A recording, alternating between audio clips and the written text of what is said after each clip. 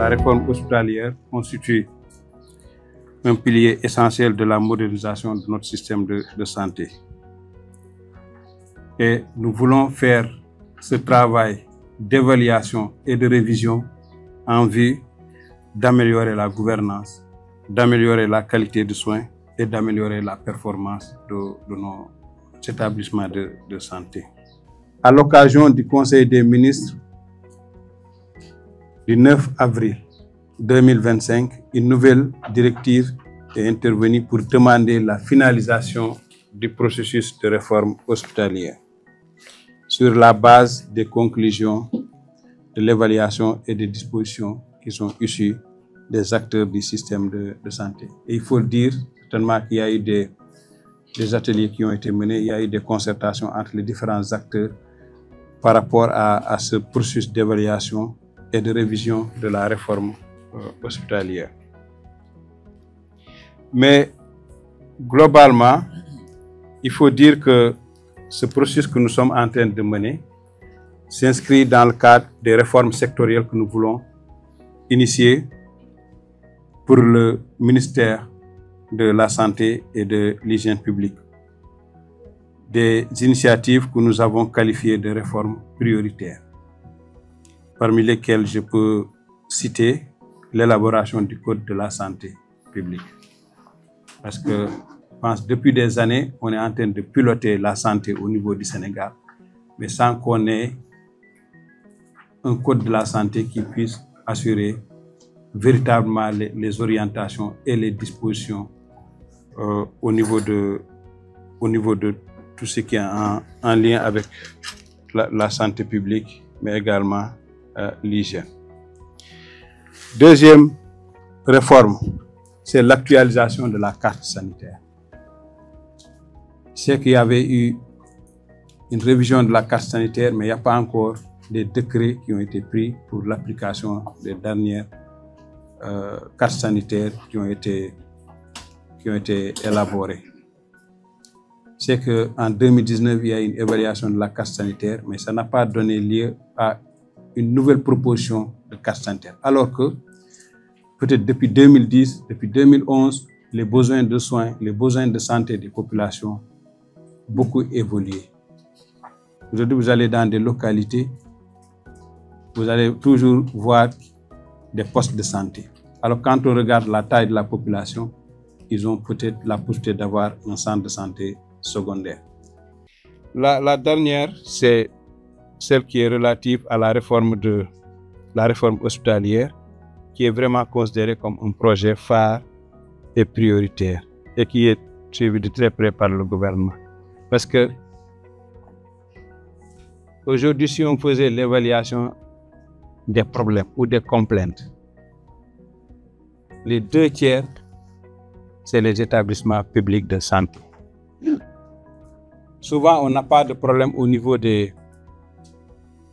centres de santé, au niveau des postes de santé. Avec un peu d'effort, avec un peu d'organisation, on assure les soins de santé primaires sans problème. Mais la complexité, les problèmes, souvent, c'est quand on est au niveau des soins hospitaliers. Et c'est là où souvent les citoyens se plaignent le plus. C'est l'accueil, c'est la prise en charge, c'est la qualité des soins, c'est le suivi. Il y a beaucoup de choses qui sortent souvent. De ce fait, par rapport à ce processus, je ne voudrais pas sortir avec un document très savant, un document très difficile à mettre en œuvre. Ce dont on a besoin, c'est aujourd'hui des mesures correctives, compréhensibles, simples à mettre en œuvre et qui ont un impact aujourd'hui, qui auront un impact sur la qualité des soins qui seront offerts au niveau de nos structures de santé, particulièrement les hôpitaux. Je sais qu'en termes de réflexion, en termes de proposition, nous avons tout. Maintenant, le problème, c'est comment on priorise